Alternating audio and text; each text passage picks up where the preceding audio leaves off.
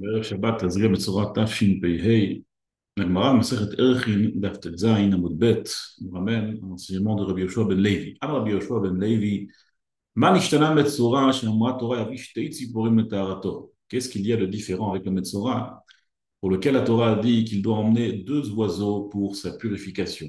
Alors déjà, des oiseaux, ce qui est pas inexistant mais un peu rare, mais en plus deux oiseaux. Nous dit l'Agmara, Amar Akadosh Baruch Hu, ou Asa Maase Patit, l'efficace, Amra Torah Yavi Korban Patit. Puisqu'il a fait une action de Patit, Patit c'est une action de pitput, de parler, il a trop parlé, alors il emmènera un Korban d'oiseaux qui eux aussi parlent beaucoup. Parce que Tziporim Tzorakim Bechol Shah, les oiseaux ils parlent tout le temps, on entend les oiseaux constamment, ils gazouillent, ils font du bruit. וכן איתה ברש"י על התורה, לפי שהנגעים באים על לשון הרע של מעשה בקבותי דברים, puisque on voit que les נגעים viennent sur la parole, le לשון הרע, qu'on parle trop, לפי כך הוזקקו לטהרתו בציפורים שהם פטפטים תמיד בצפצוף קול. A priori, la question qui se pose, c'est Bishlama nous a répondu pourquoi est-ce que c'est Tziporim. Mais pourquoi est-ce qu'on doit emmener Shnei Tziporim? Ça, la Gemara a l'air d'avoir omis de nous expliquer. Et a priori, c'est aussi important parce que Korban, si pour nous ça existe, Torb, Niona, les kinim que la Yoledet elle ramène dans notre paracha. Donc, c'est pas non plus quelque chose d'inédit que le Metzora doit emmener Korban Tziporim. C'est vrai, c'est un peu rare. C'est pas comme des Seirim ou des Parim qu'on retrouve dans beaucoup de Korbanot, mais quand même, si Tziporim ça existe, c'est pas inédit pour le Metzora.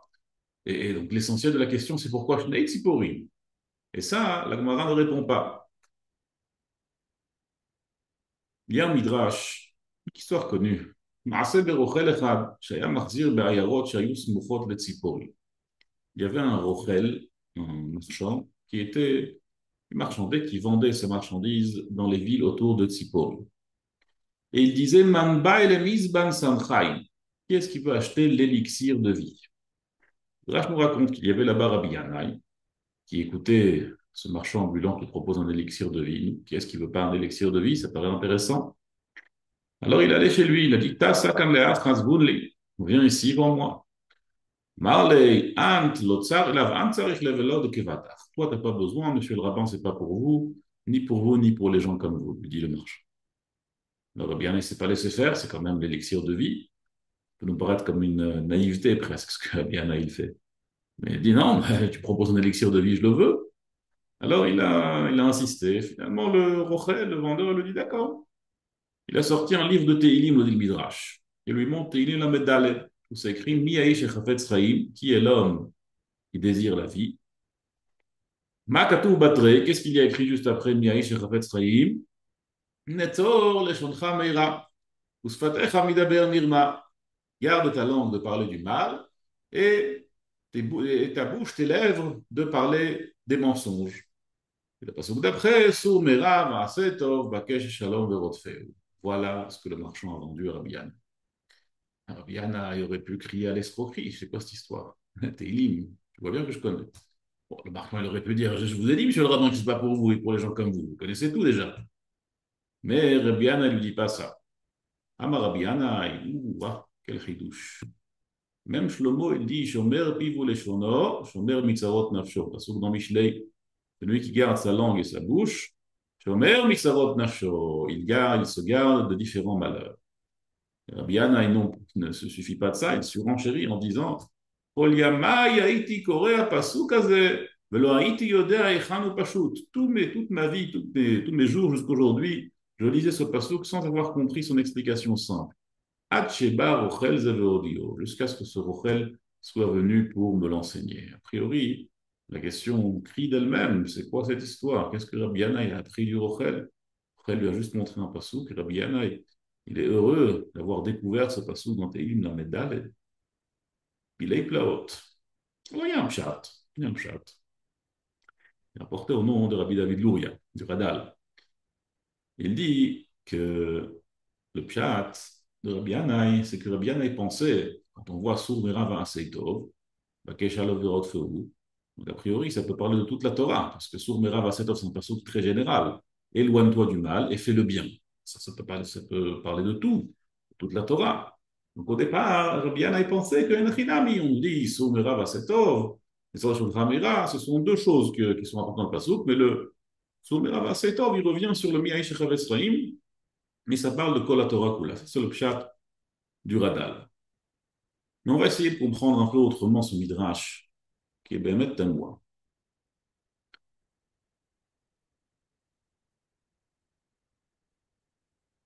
Le Midrash nous dit, un autre Midrash, nous dit que Noach, il a fait une teivat kinim. Kinim ta'aseh ta teiva. C'est ça que il a ordonné à Noach de faire. Il dit le Midrash, Amar Rabbi Yitzchak, Ma kan hazeh metaheret ha-metzora, af teivatcha metaharatcha. Pourquoi est-ce que kinim ta'aseh ta teiva? C'est quoi kinim? Alors, kinim chat pashut, il a fait des chambres. Il a fait des chambres pour les animaux, pour eux, pour les événements. Mais le Midrash, il auresh, ma ken hazeh metaheret ha-metzora, au même titre que le ken, les kinim, donc les oiseaux, ils sont metaher, ils purifient le metzora, ainsi toi aussi, Noach, tu devras te purifier avec la teiva, tu purifieras de ta faute de la shonara. A priori, si on regarde un peu les psukim, on ne voit pas où est-ce que Noach a parlé du Lashon Hara. C'est pas quelque chose pour lequel Noach est connu, en tout cas, d'avoir parlé du Lashon Hara. C'est une question qui est déjà soulevée par le Shem Mishmuel. Et là, hein, nous révèle le Shem Mishmuel un grand yesod. Et ce yesod-là, il est vraiment crucial. Le Zohar HaKadosh nous dit Kama de'unshe dehai barnash begin milabisha. Jusqu'à combien est la punition de cet homme qui dit quelque chose de mauvais.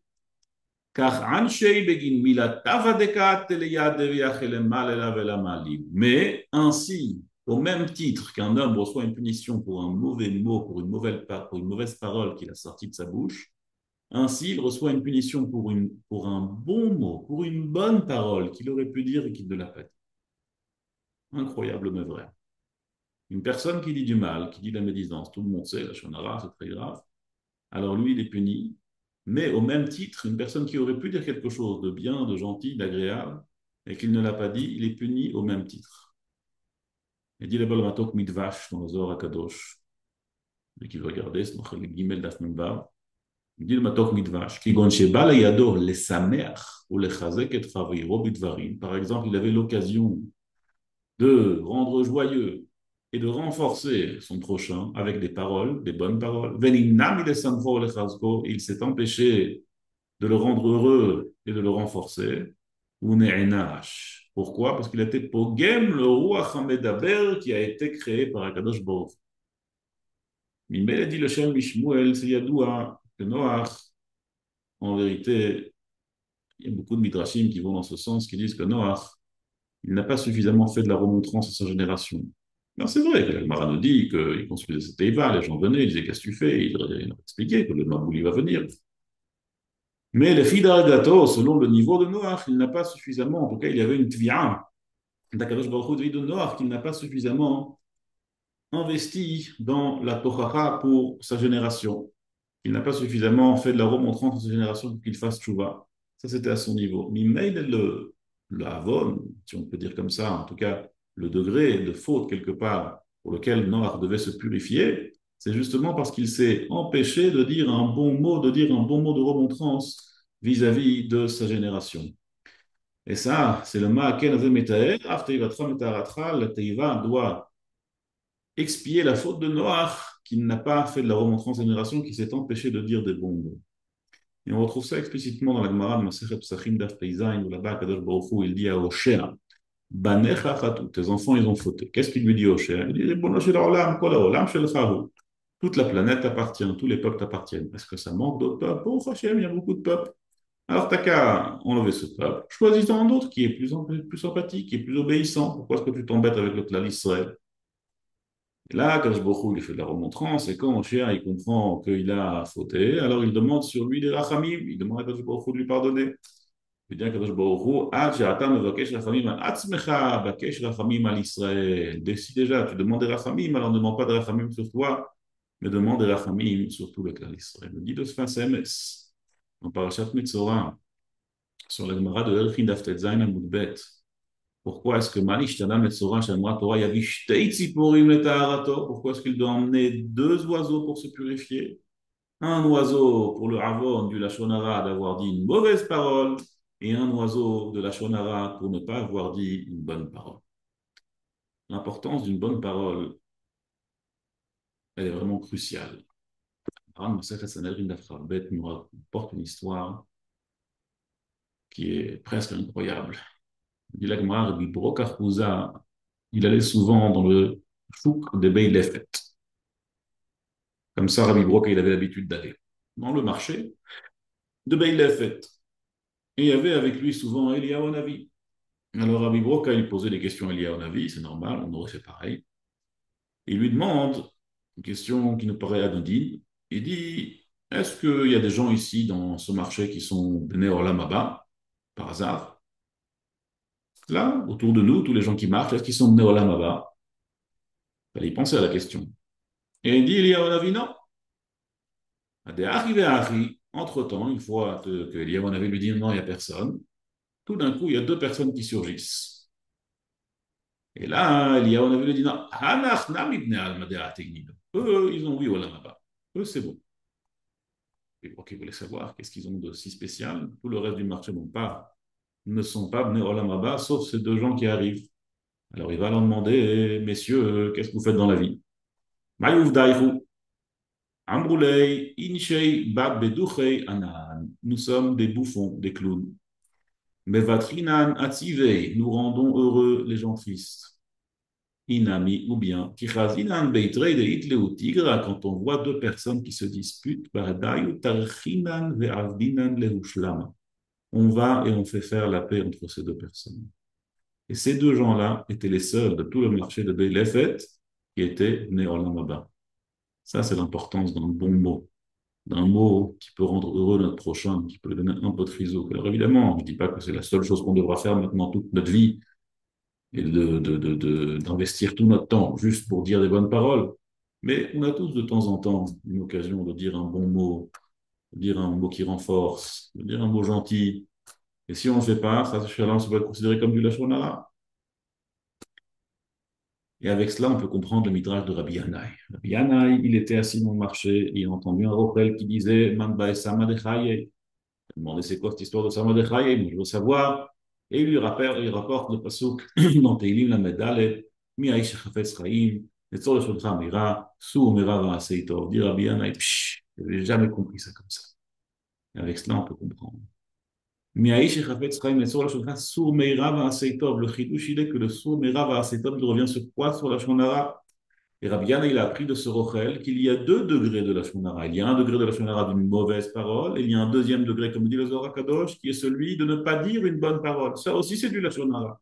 Sour Meira Va'aseitov, le Aseitov, il est aussi un Lashonara. Ça, c'est le chidouche qu'a appris Rabbi Yana de ce Rochel. Il dit la Gemara de Masechet Ketuvot Amar Rabbi Yochanan. Celui qui blanchit ses dents à son ami, autrement dit, qui lui sourit, c'est encore mieux que s'il lui avait offert un verre de lait. שנאמר, ולבן שיניים לחלב, אל תקרא לבן שיניים, אלא ליבון שיניים. Nous dit Rabbeinu Bechaye, qui tave lo metek sfatayim yoter mima shu noten lo. De parler gentiment à quelqu'un, c'est encore mieux que ce qu'on lui donne. Même si on lui donne quelque chose de grand, c'est encore mieux de bien lui parler, de lui dire un mot gentil. C'est encore mieux qu'un cadeau qu'on fait à quelqu'un. Bien qu'il veille hier, dans sa Akdama, de son shoot, de son responsable, il écrit là-bas comme ça. Il dit, des fois,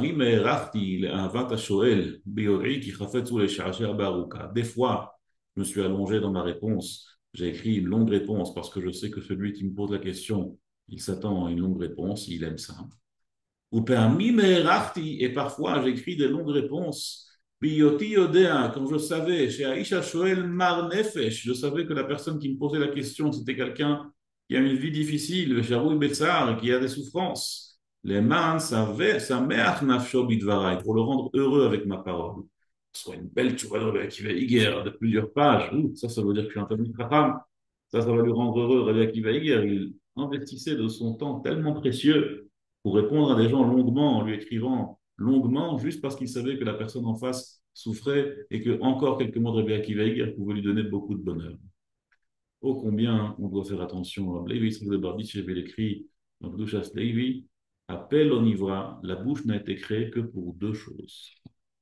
Les daber d'ivrei Torah, pour dire des paroles de Torah évidemment, ou les lamed zechut al Israël, et pour dire des bonnes choses sur le clan Israël. Évidemment, dire des bonnes choses sur le clan Israël, pour le clan Israël. Tout cela fait partie des buts pour lesquels la bouche a été créée. Aucun autre but. Tout ça dans les Yénéa Sphira, dans la Gemara, dans la Seret Yevamot, Daf Somerbet, elle dit que les Talmidim de Rabbi Akiva, ils sont niftar durant cette période. Kavod, Zebazé. Et ils sont morts d'une mort qui s'appelle Askara, une maladie qui commence par l'estomac. Dit là-bas le Maharsha que la Askara, c'est une maladie qui était pour les Baalei Lashon Hara. Donc, a priori, les Talmidei Rabbi Akiva, Rabbi Akiva, il disait Lashon Hara. Il était Mesaper Bilinut Ravero. Il parlait du mal de leur prochain. Et c'est le siman de Lashon Hara, Askara. Et Mistome, c'est pour ça qu'ils sont morts de Askara. Comme ça dit le Maharsha. En vérité, c'est difficile à comprendre que les Talmidim de Rabbi Akiva, qui étaient tellement grands, tellement forts, les de Rabbi Akiva, c'était pas n'importe qui, ils sont morts de Lashon Hara. Alors, ben, maintenant, le prix Khadash sera porté un petit peu différemment que le Maharsha. Lui, il ne dit pas qu'il disait la Shonara. Ça dit, mais Forash, le char de Kolchad libère la Shonara. Et ça perd de notre travail. C'est à moi, il faut comprendre comment est-ce qu'on peut penser un seul instant que les Talmidim de Rabbi Akiva, ils disaient la Shonara. Aujourd'hui, c'est plus une question. Malheureusement, aujourd'hui, la Shonara, c'est quelque chose qui est transgressé par beaucoup de gens, même des gens qui sont très sérieux. Il faut faire très attention. Mais le prix Hadash, il dit que Efshar, chez Mashelo, Ayun, Nagim, Kavod, Zelazé, Amechamat, Eize Lashon Hara Shaya Beinem. Il ne dit pas qu'il parlait du Lashon Hara, il dit qu'il y avait du Lashon Hara entre. Et c'est lorsqu'on a vu, on peut mieux comprendre. Alors, Kavod Zebadé, ça veut dire qu'ils ne disaient pas suffisamment des mots gentils à leur prochain.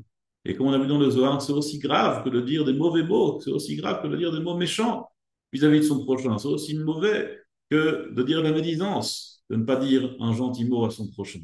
Et ça, il y a Choliot, Bémet, qu'à leur niveau, ils ne renforçaient pas suffisamment leur prochain. Et c'est pour cela qu'ils sont morts de Mitat Askara, malheureusement. Parce qu'il y avait Eiz el Hashonara Beinahem qui n'était pas suffisamment Bechabdim Zeedze, qui ne donnait pas suffisamment de mots gentils entre eux. Et comme nous dit le Zohar Kadosh, car Anshe Begin Mila Tava Dekaat Eleyade, ainsi est la punition pour un bon mot qui est venu, c'est-à-dire qu'il avait l'occasion de dire, et il pouvait dire Velomal et il ne l'a pas dit.